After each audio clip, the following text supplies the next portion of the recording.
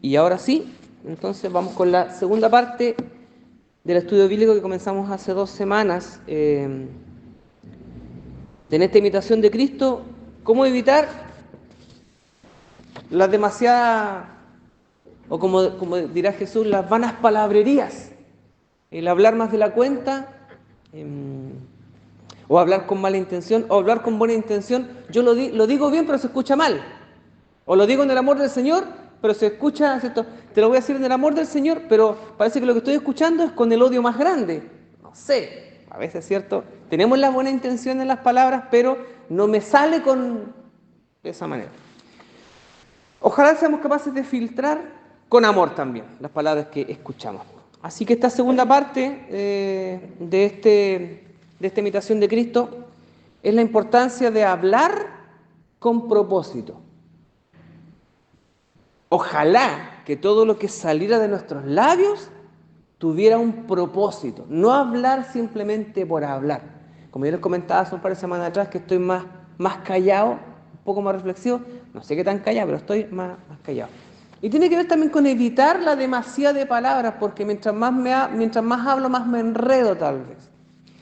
O también de que lo que salga de mis labios sean palabras de edificación. Bueno, si de repente estoy en confianza con un grupo de personas, de familia o de amigos, y contamos chistes de repente entre medio, que sean chistes decentes también, ¿cierto?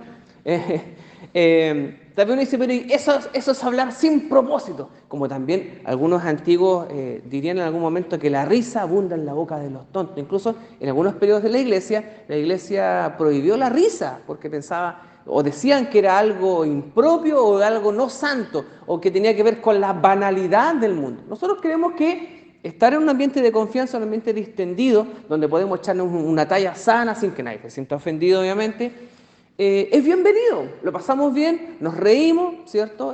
Tenemos recuerdos, hablamos de algunas cosas a veces sin sentido, pero tiene un afán también de pasarlo bien.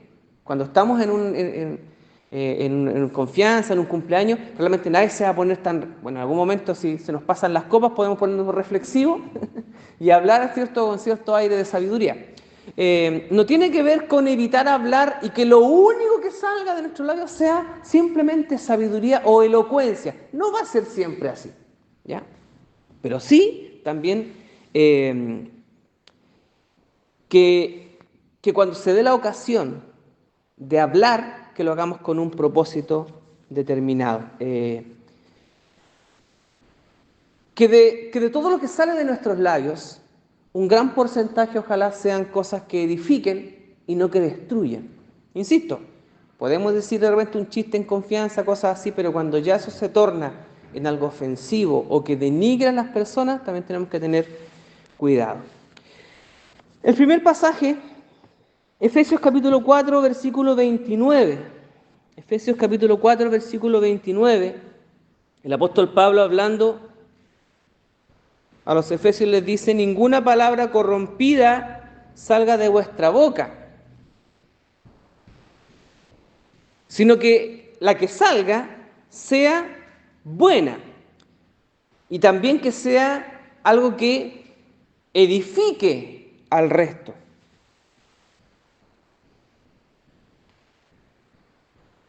Como dice la Reina Valera, ninguna palabra corrompida salga de vuestra boca, sino la que sea buena para la necesaria edificación, a fin de dar gracia a los oyentes. Efesios 4:29.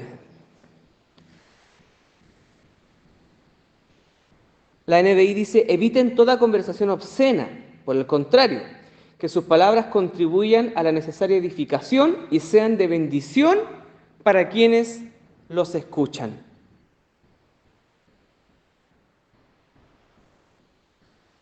Ahora, Pablo puede referirse en algún momento a la reunión de creyentes, que lo que hablemos entre los creyentes, todo lo que salga sea para edificación. Y que afuera podemos hablar lo que se nos dé la gana.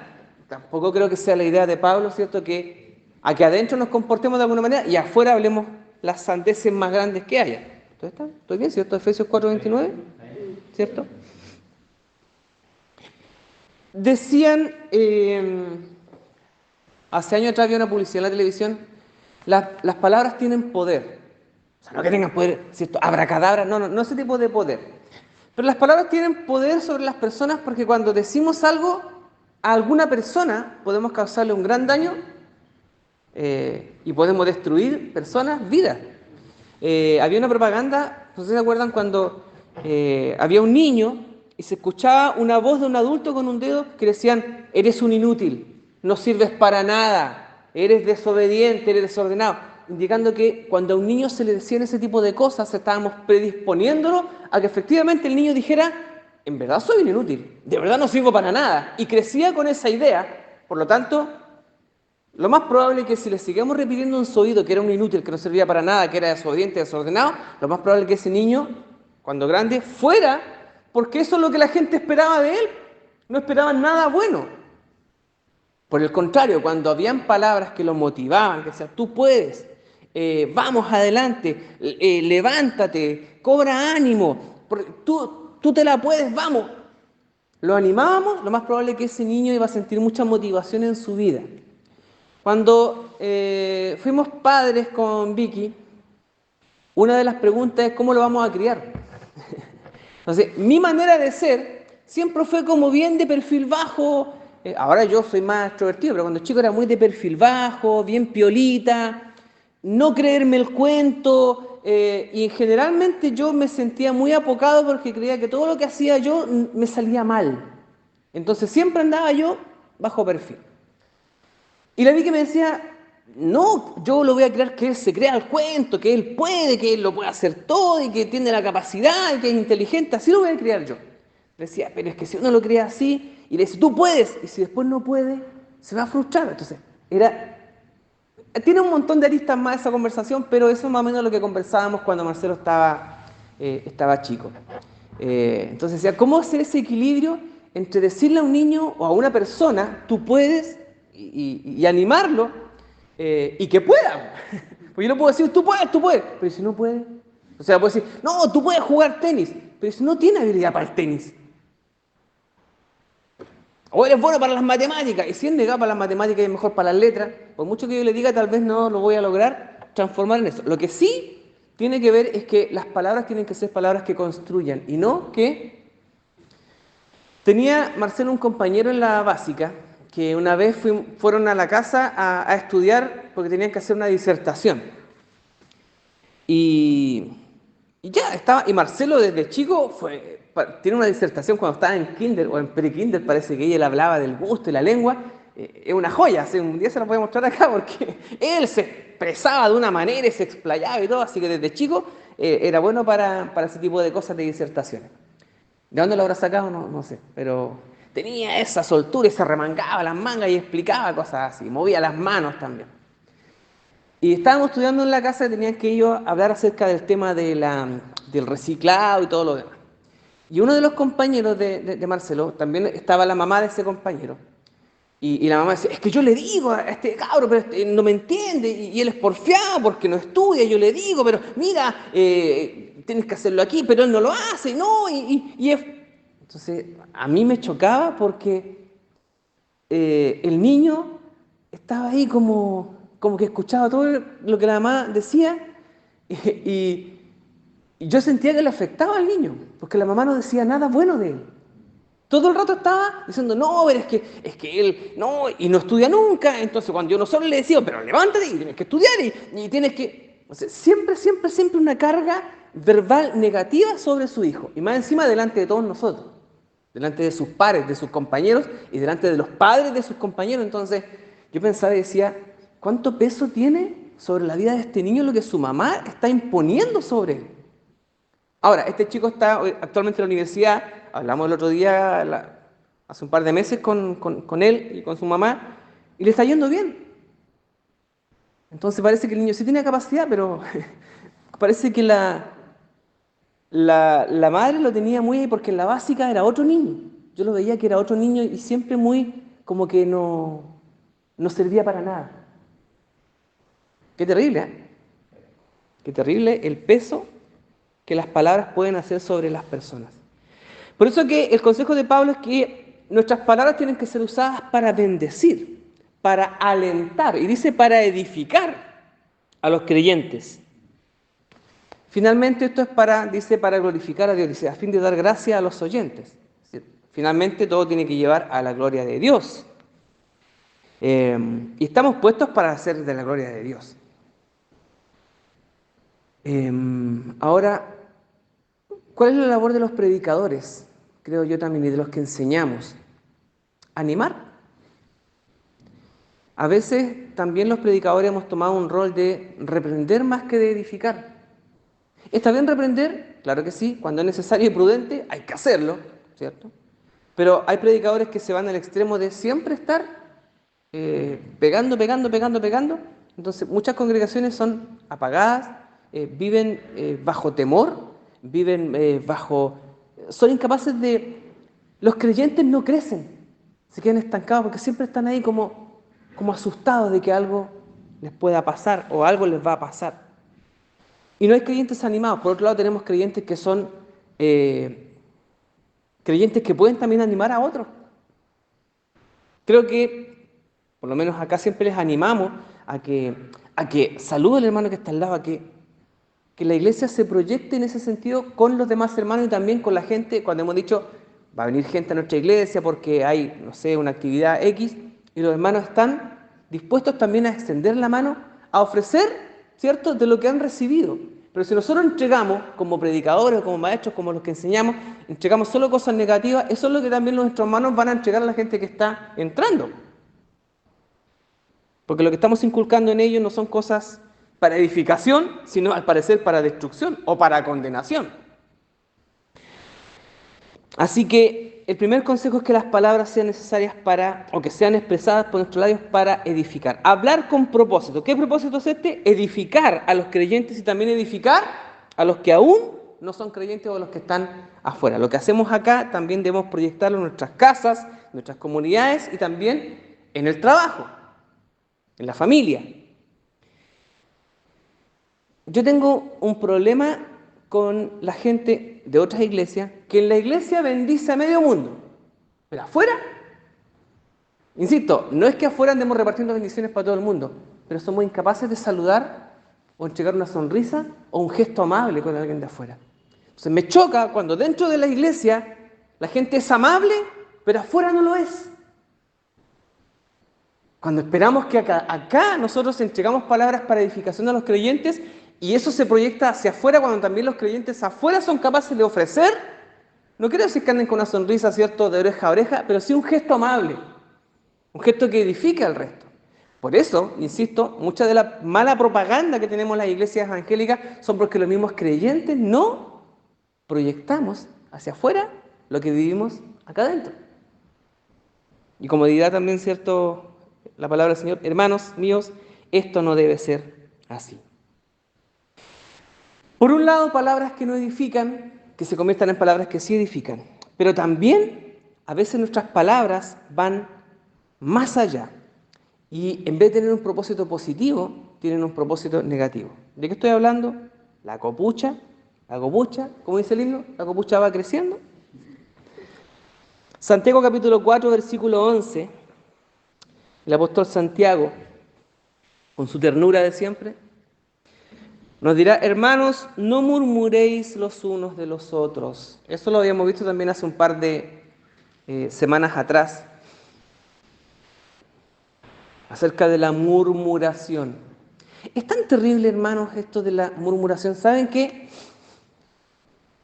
En muchos casos sucede que la murmuración es así como algo que ocurre entre las sombras, como que no se nota mucho. Es como una olla a presión. En muchas comunidades, iglesias y comunidades también de afuera, de otro tipo, las murmuraciones son como una olla a presión. Se murmura, ¿cierto? Ahí, en silencio todo lo demás, nadie se atreve a decir nada, todo está por debajo, murmurando. Y llega un momento en que esta olla está tan presurizada que cuando se revienta, queda la tendalada. ¿Usted conocerá casos en muchas partes donde ha sido así? Por eso que creo que también ahí el pastor Silvio siempre nos ha dicho con el tema de las murmuraciones, no le demos lugar a eso, no demos pie a las murmuraciones. Porque esas cosas ocurren en la oscuridad y a veces, como dicen, el último que se entera es la persona que está tal vez más afectada. Entonces, a veces hay que tener mucho cuidado con las murmuraciones. Nosotros también de manera individual, en vez de criticar o murmurar, hay que practicar el hábito de la alabanza y la gratitud. Mientras más hablemos bien, mientras más hablemos cosas buenas de edificación, menos tiempo habrá para hablar de o para murmurar o para decir cosas que no convienen. En nuestras conversaciones, ¿qué es lo que prima? Hablo en nuestras conversaciones cotidianas, en la familia, en el trabajo, en el vecindario. ¿Qué es lo que prima siempre? ¿Saben lo que? Una vez con mis colegas conversábamos, ¿saben qué? Siempre que hablábamos de cualquier tema, cuando tenía mis colegas que ya jubilaron todos, éramos 3 hombres en la oficina y una mujer que trabajaba ahí también, una secretaria que trabajaba a mediodía con nosotros. Hablábamos de cualquier tema, pero siempre la conversación terminaba hablando de comida. Dicen que de abundancia del corazón habla la boca. Y nosotros siempre, todo lo que hablábamos al final terminábamos hablando de comida. ¿En qué terminan nuestras conversaciones? A veces nuestras conversaciones inician de una manera inocente, de cualquier tema trivial y cotidiano. Pero a veces finalizan, o a mitad de camino, la conversación se convierte en hablar de un tercero, o de unos terceros. Entonces, también tenemos que tener cuidado que a veces comenzamos hablando con buena intención, pero entre medio se mete algo que empieza a perturbar la conversación. Lamentablemente creo que muchos no tenemos el hábito de practicar frenar en seco. Cuando alguien empieza a hablar de un tercero, no, ¿sabes qué? No conviene que hablemos de esta persona. Pero creo que generalmente, no sé si usted ha estado en muchas conversaciones donde cuando se comienza a hablar de alguien, alguien levanta la voz y dice, no, ¿saben qué? Si la persona no está presente, no hablemos de ella o de él. ¿Alguien lo ha hecho? ¿Alguien lo ha practicado? ¿O a veces dejamos que la rueda corra nomás? Parece que la tendencia natural del ser humano es dejar que la rueda siga corriendo. O nos quedamos callados o también nosotros aportamos nuestro granito de arena en el pelambre de un tercero. Bueno, eso le pasa a otra gente, a nosotros no nos pasa. Yo, insisto, es algo tan natural que yo me confieso haberlo hecho. Y estoy tratando este último tiempo de ponerle freno a la lengua.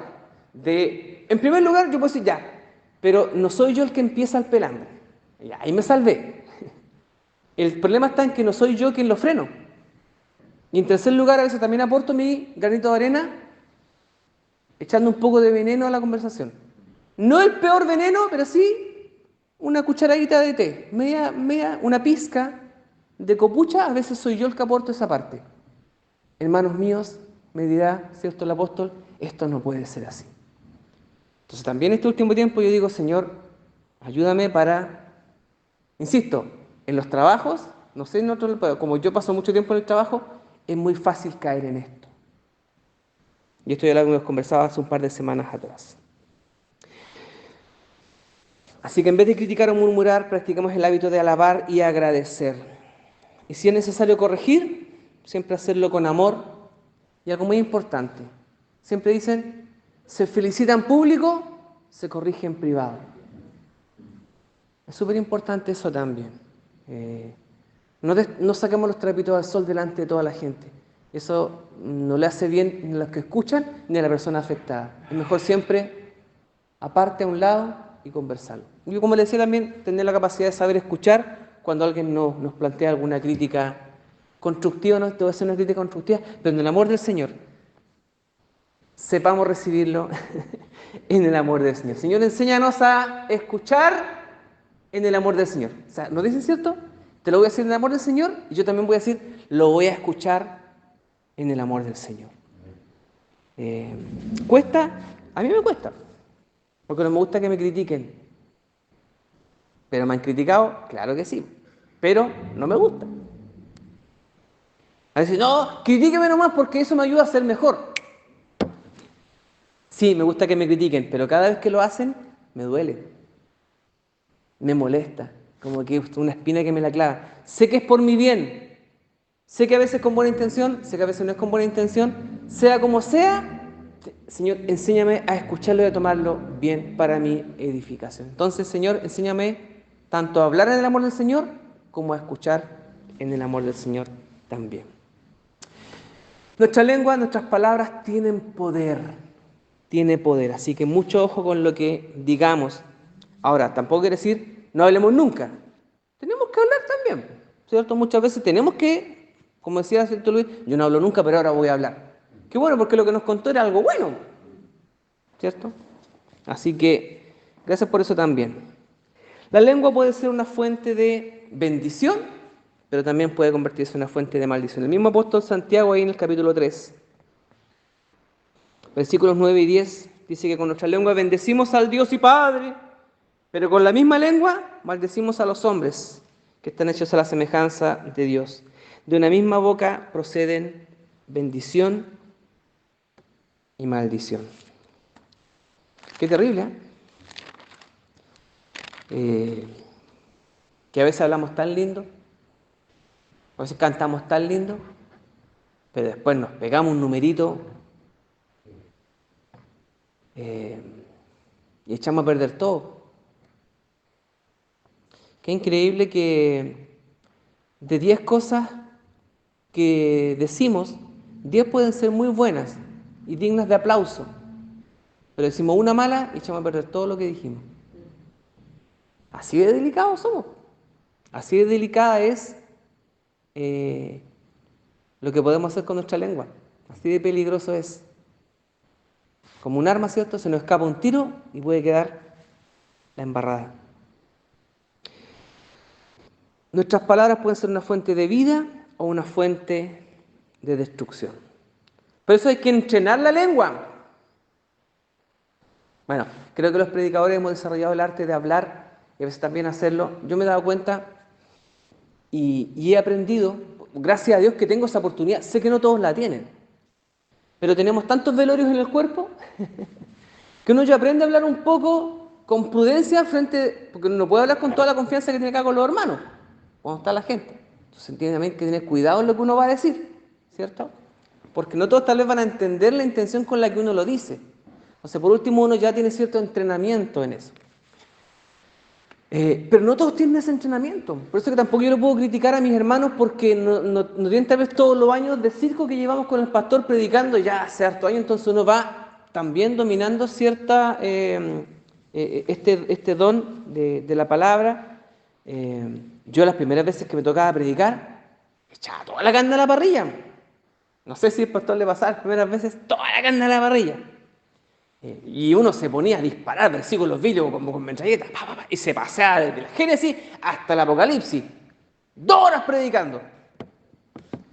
Y después uno empieza a decir, tal vez no es necesario hablar tanto, sino lo justo y preciso. Pero eso también requiere tiempo.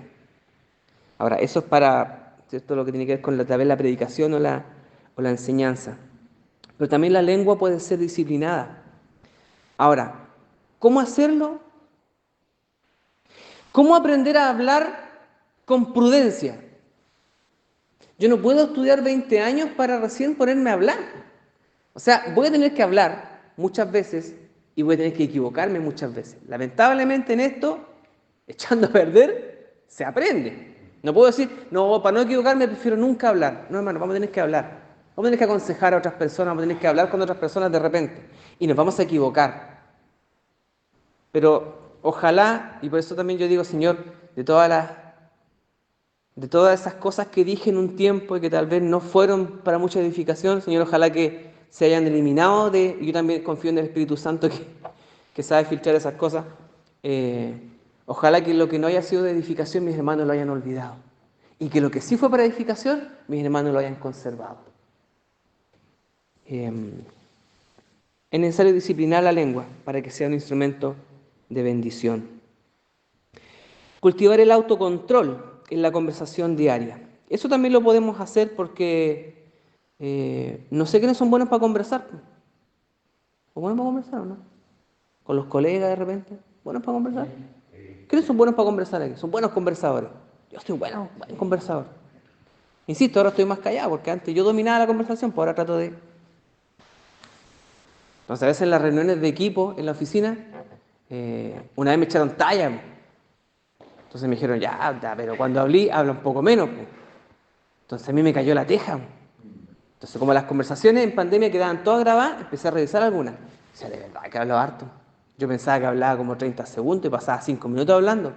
Entonces dije, ya, bueno, es que cortar un poco el discurso, podar un poco ahí lo que iba a hacer. Hay otros que hablaban más, pero yo no lo iba a criticar a ellos. ¿Y cómo tú te pegáis media hora hablando? No, yo sabía que yo tenía que entrenarme y no decir, no defenderme culpando al resto, que a veces cierto, eso es la reacción humana. Cuando nos atacan con algo, lo que hacemos es decir, ¿y tú? Entonces no, yo asumí la culpa, asumí mi error y traté de enmendarlo. Entonces, ¿cómo ejercer en la conversación diaria? Probablemente con sus seres queridos, con su familia, con los colegas en el trabajo, practicar la conversación. Y eso también, ¿cierto?, nos va a hacer eh, aprender. ¿Cuántas veces frente a una crítica o frente a una situación, hemos respondido siendo impulsivos, siendo imprudentes? ¿Cuántas veces hemos respondido para defendernos y en esa defensa dejamos la escoba? Cuando tal vez era mejor guardar silencio, esperar un tiempo y luego responder. Eso también se aprende con el tiempo. Yo antes decía, ¿cómo algunas personas tienen la respuesta a flor de ave y cuando le dicen algo responden al tiro? Yo no era así de rápido y me molestaba. Ahora entiendo que soy más viejo y decía, no era necesario responder al tiro. A veces incluso es necesario ni siquiera responder. Como dicen las palabras necias, oídos sordos, a veces también tiene que hacer eso, pero mis oídos no eran tan sordos, escuchaba todo lo que me decían y quería responder. Y probablemente si me herían con algo, yo quería responder con algo más hiriente. Y bueno, eso era yo antes. Y a veces también se me escapa un poco ese viejo hombre. Evitar responder con impulsividad. Hacer un esfuerzo, porque esto requiere esfuerzo, requiere trabajo, para hablar con amabilidad y paciencia, incluso en situaciones difíciles. Cuando a veces las cosas son sencillas, uno puede responder, ¿cierto? No, yo tengo prudencia en mis palabras. Claro, cuando la situación es conveniente. Pero cuando el agua se pone medio turbia o medio turbulenta, y cuando nos empiezan a picar, ¿quiénes son polvoritas aquí? ¿Quiénes son polvoritas? Prenden al tiro, mecha corta, como decimos. Gracias a Dios porque no hay ningún mecha corta acá. Bendito sea Señor. Bueno, puede que no seamos tantos, pero alguien lo han picado de repente tanto ¿cómo se dicen? Lo aguijonean o lo picanean así, ¿cierto? Como las bestias con esas puntas. ¿A quién lo han picaneado de repente y ha reaccionado mal? ¿Le ha pasado a alguien alguna vez o no? ¿Son hechos aislados o le ha pasado, o usted dice, no, yo soy mecha corta? Gracias a Dios porque los que estamos aquí no somos mecha corta. Pero hay gente mecha corta en el reino del Señor, en la viña del Señor hay mucha gente mecha corta también. No seamos mecha corta. Y si lo hemos sido, trabajemos en no ser tan mecha corta, en no ser tan impulsivos en nuestras respuestas, en no ser tan reactivos con cuando se nos... A veces ni siquiera se nos ataca, a veces se nos ataca de manera intencionada y otras veces somos pasados a llevar. ¿Cierto? Es como cuando de repente uno anda, ¿cierto?, con un tumulto de gente y pasa a llevar por casualidad a alguien. Hay gente que se espanta al tiro, le dice, ah, no, disculpe. Cuando uno choca con alguien por casualidad, hay dos opciones. O decir, cuando a uno lo chocan, a veces uno mismo es el que pide disculpa, cuando el otro lo chocó. Me refiero caminando, no en el auto.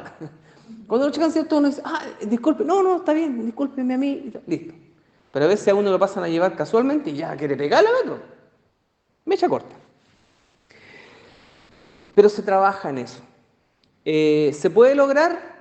Bueno, ojalá tuviéramos un grupo de hermanos que dijeran, yo testifico que yo era mecha corta, pero el Señor cambió mi vida y ahora no sé, puede que hayan hermanos que hayan practicado y tengan también más experiencia para contarnos.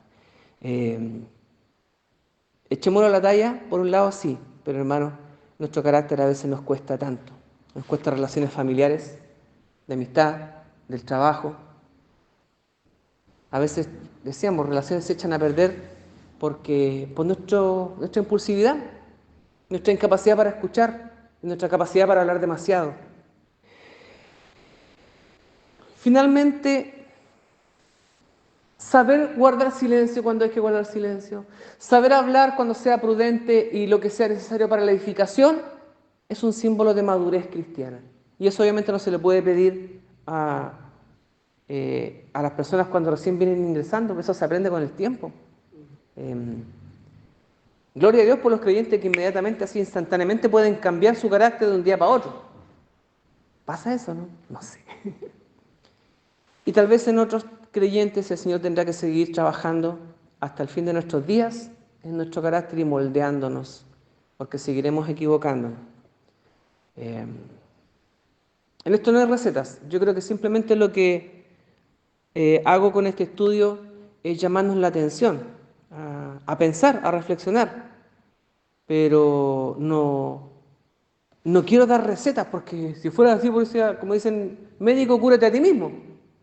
Si yo tuviera todas las recetas y las respuestas ya sería perfecto. No las tengo. Lo que hago simplemente es poner el tema encima de la mesa y decir, así somos, así soy yo.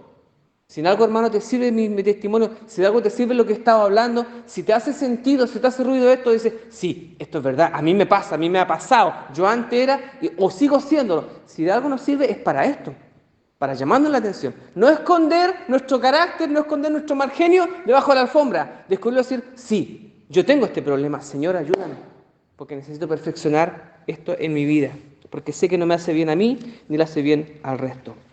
¿Hay crecimiento espiritual y madurez espiritual a través del control de la lengua? Claro que sí. Crecemos en prudencia, lo cual siempre es bueno. Es bueno ser prudente, no ser impulsivo. Eso habla de madurez. Mayor comunión con Dios. Es bueno guardar silencio, como dice el salmista, guarda silencio ante Dios y espera en Él. A veces no hables demasiado. Pídele al Señor lo que tengas que pedirle, cuéntaselo al Señor, derrámate delante de Él, pero luego también guarda silencio y espera en el Señor. También podemos lograr, creo, en este autocontrol de lo que decimos, en este aprender a escuchar, en este aprender a hablar, también logramos paz interior. Como le decía la otra vez, ahora que estoy un poco más silencioso, tengo más paz interior, porque en la demasía de las palabras a veces hay riesgo también. ¿Nos ayuda el Señor? Nos ayuda el Señor a ser prudentes en nuestro escuchar y también en nuestro hablar.